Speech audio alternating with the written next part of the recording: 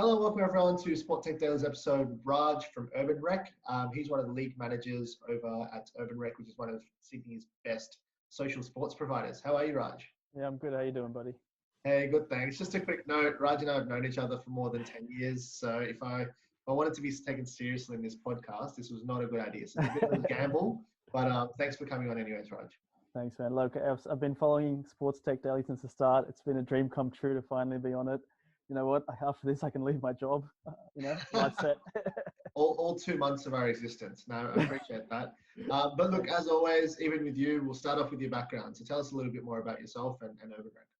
Sure. I was born in India. I came to Australia when I was about 6 months old. So I've been kind of raised up in southwest of Sydney all my life.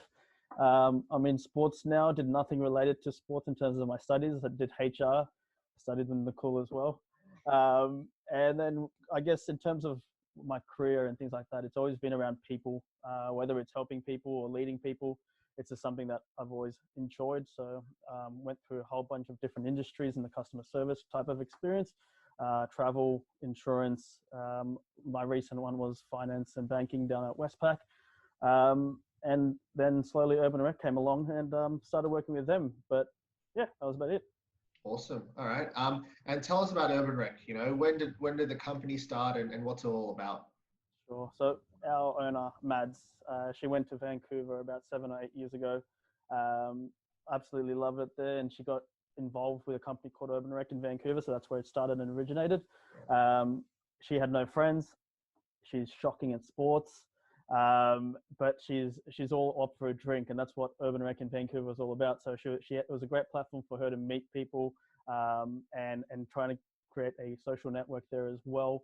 And then when she came back to Australia, I realized there was nothing like it. So she asked the Vancouver guys if we can do what they do there to here. And 7, 8 years later, we've got about over 15 different sports all over Sydney. We've got Canberra and Newcastle as well. And yeah, that's where we stand at the moment. Awesome. Okay. And look, obviously, you know, COVID-19, coronavirus, it's impacted the sporting industry and would have obviously impacted you guys quite a bit. How have you guys had to adapt in the last couple of months? Yeah, like it hit us huge, and we didn't expect it. We saw it coming, and we saw the weeks of news and things like that, but we always tried to kind of avoid it in a situation where we thought, you know what, it can't happen, and then it did, and we still remember that 1 week where we had to shut down all our leagues.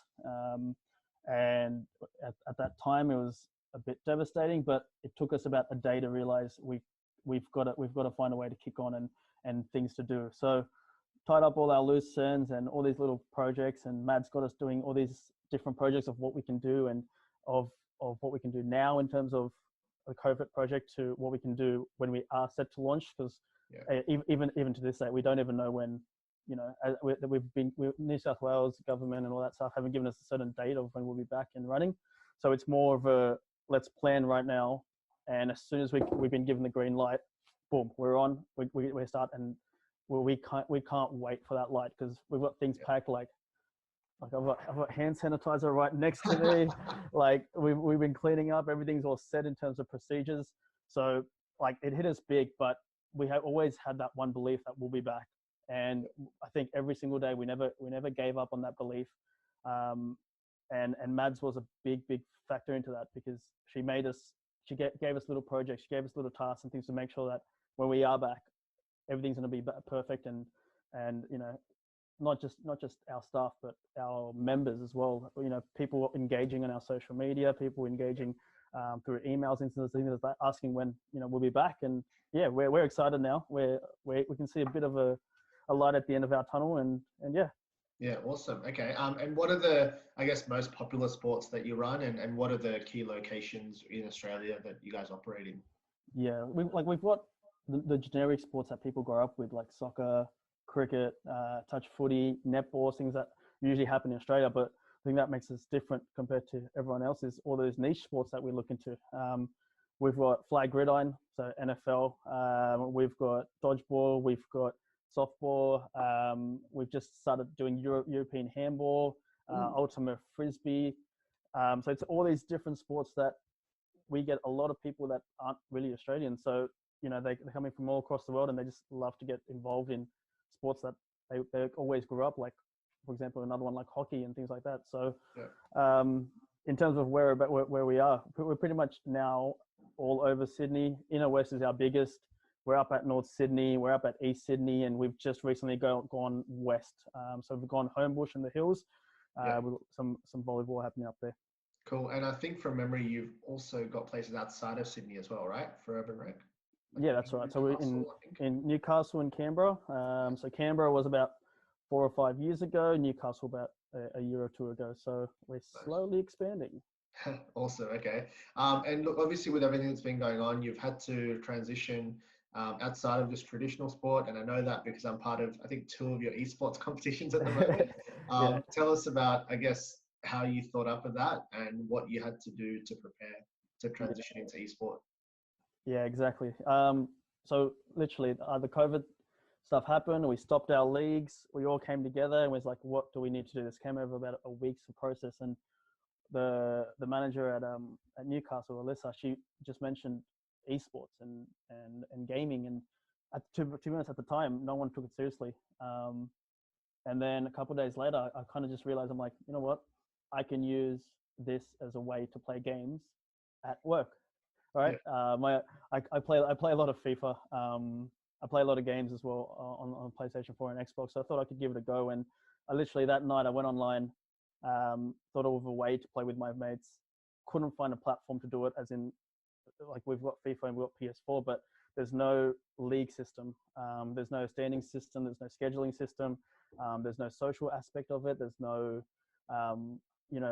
when you verse someone online, you verse someone, but there's no interaction besides if someone gets a headset on, and that's for like a short amount of period, and there's a high chance the best you'll get out of it is you add them on PlayStation 4. So there's no bonding of things like that, but we can do that. We everyone here, everyone at Urban Rec know exactly how to run a league, and we know how to run it very well in terms of creating that type of environment where people get to know each other.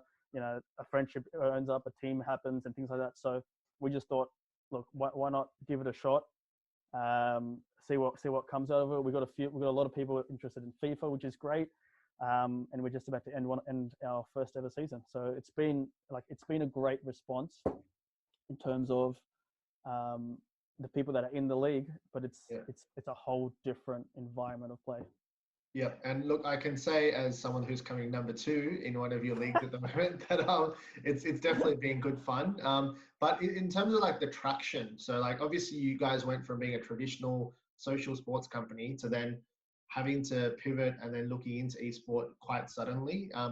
What have been, I guess, a couple of the most popular games that you've had, I guess, interest in people playing? And what kind of numbers are we talking in terms of people coming on board and joining your competitions? Yeah, like FIFA's been the biggest one. We've had to date 4 leagues pretty much sold out in the space of less than a month. We've also got Madden and NBA as well. It's just taking some time to pick up on those ones. Yeah. However, there is that interest because we've got a huge gridiron community in terms of us, and there's a lot of them that's always speaking about Madden, all right? And it's the same as basketball and NBA. So it's not long till we get them around the corner and get them into that experience. But at the same time, it's that experience you create with esports, whereas you create that sports with when you're out there and about. So it's a bit of a difference there. Awesome. Okay. And obviously, esports is a pretty easy thing. I'm thinking once you've got it set up, everyone's got each other added on PlayStation. It's pretty easy to set up longer term. Have you guys given any thought to whether you'll continue this at all going forward, or is it going to be once we're back to normal sport, that's the end of the esport leagues? Yeah, no, we want to kick on with this. We want esports to be something that is a part of Urban Rec going forward. The way I see it is we can run esports along the same line as our leagues, and it's our entry point of people that want to get into that type of sport, but are too scared. Urban Rec's all about being beginner friendly and being social, and we try and emphasize on that to all our leagues. There is a big population of people that actually play sports that play PlayStation, things like that don't actually play that sport. Most of our gridiron community came from Madden. Like that, wow. It's not big. Like NFL isn't big here in Australia.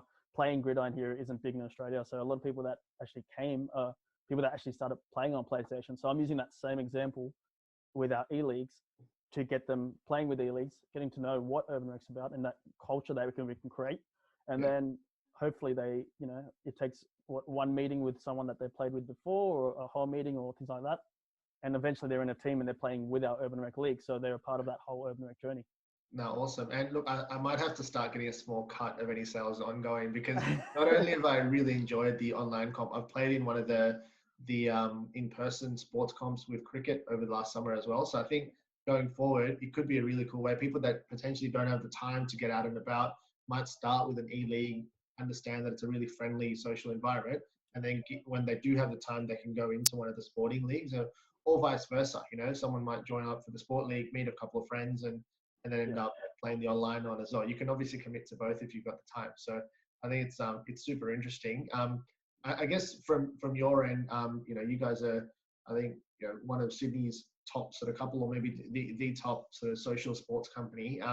What does the full-time team look like? Because I know you've got a lot of people that help out as your hosts on an ongoing basis, but what does the full-time core team look like? So the full-time core team's quite small. So we've only got the 4 in Sydney. We've got Mads, the big boss. She's obviously been here from the start, and I'm currently new to the whole team. Picture Mads as your best mate that has no filter, that is only striving to make sure that you do the best, that kind of will just like, she's always pushing all of us to follow what we believe in terms of this type of sports and stuff like that. And look, if we fail, she treats it as a learning experience. So definitely one of the best managers that I've ever had to be experienced with, and it's been great to, I guess, learn from her in this type of industry. We've got Lindsay, who's been here the second longest. She's from the States, and she came down, and without her, I don't think I could do my job. She's like a gun at the scheduling, all the venue management, everything that's happening like on the back end system. Like if it wasn't for her, I don't know where this business would be, to be honest. And she's just she's just good at what she does. It's amazing. Nice. Can we talk about my favorite Urban Rec league manager? Let's talk about me then. I mean, the other favorite. So the other one is Danny, your typical English bloke, loves beer, loves going out. He's a bit of a character, loves a bit of a joke, like a lot of a joke. He knows exactly how to deliver well and make a smile. He might act tough at times, but he is a huge teddy bear at the end of the day.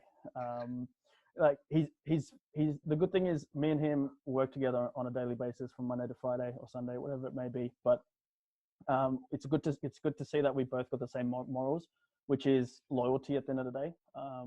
And that's how he treats it as well. So honestly, it was the hardest thing understanding what he said in the first few weeks of being here. Like no idea what his Welsh accent said. He's gonna have to hate me for that, but that's fine. So that's the core. None of us are similar at all. We're all very different in what we do and how we do it. Somehow we've figured a way to get along, and somehow we've figured a way to create a good member experience for everyone. Yeah, nice. Okay. And I guess lastly, like with the transition over to esports and obviously a pretty difficult time over the last couple of months, something that I'm definitely not an expert in, social media and digital. What are, I guess, a couple of innovative things that you guys have had to do on that end to, I guess, stay relevant and stay engaged with your members? Yeah, look, our core stories for what we did was all through Instagram. It was all through TikTok. I was forced to download TikTok to kind of get with the new trend. I'm sure, mate. I'm sure you didn't already have it. Come on. After a few beers, I might get into a few TikTok dances. It's like a normal thing these days. But it's become a huge factor of what we do. Like Mads, before this whole like lockdown and all that kind of stuff started, she tried getting us into it, and we just couldn't get our head around it. And now me and Danny just head in. Let's do this, let's do that. But it's all been because the main communication for our members is to entertain and deliver a message. And so that's what we've been doing in our Insta pages, and every single week it'd be a message drop about some type of promotion or some type of event that we're about to run. So like those type of key things have been huge, and our social media priority is always number one. and it's just through Instagram and it's just through TikTok, and it's to Right. entertain and to communicate at the end of the day. Me and Danny on a daily basis will make a fool of ourselves just to make our members laugh. Is that just for the members, or is that is that Just always nice. going to happen? Well, I was going to ask, just with the social media, the channels. So you mentioned TikTok, something that you started more recently. Instagram is a more popular one. Obviously, sending out emails. Like, what do you find is the right balance? Like, do you do all these basically every day, or are some of these more consistent? How does that balance work? Yeah, like we've been doing it on a weekly basis every day, pretty much. It's been flowing through in the middle of the week. Things like we started a trend of like days without urban rec, and we'd have a specific day and going forward of how we're missing out. But Yeah. for example, that will go out on a Monday or every Tuesday. So it is like a weekly process, trying to keep sure that all the content is flowing with our members. Yeah. So we're trying to push them out, if not daily, at least every second day. And every single time there's been no, I guess, content or media posts, we always get like a message from Mad saying, "Oh, I feel empty. What's happening?" Like there's always got to be something happening just to keep Yeah. our members entertained. No, awesome. Okay. Well, look, Raj, it was really interesting going through, I guess, the journey of a business that I've been lucky enough to see firsthand with you guys. But it's been really interesting talking about from sport to esport, and now hopefully over the next sort of couple or few weeks, the transition back to sport, and how you guys, I guess, do both sport and esport over the next few weeks. So it'll be really exciting. So thanks for coming on. And for all the people watching, I guess we'll put links to the site. And I can personally say that it's an awesome experience, whether you're doing one of the in-person sports or the esports with FIFA, which I'm currently dominating. So thanks for coming. You're coming second. Yeah, second you're coming second in that one, and then you came last in the other one. You didn't mention that. Bottom half, I would say. Yeah. Awesome. All right. Look, thanks for having me, mate. I really appreciate it. No worries. Cheers, Raj. Cheers. Bye. Hope you enjoyed this episode. If you'd like to check out more of our content, go to sporttechdaily.com or follow us on social media across Twitter, LinkedIn, Facebook, or Instagram.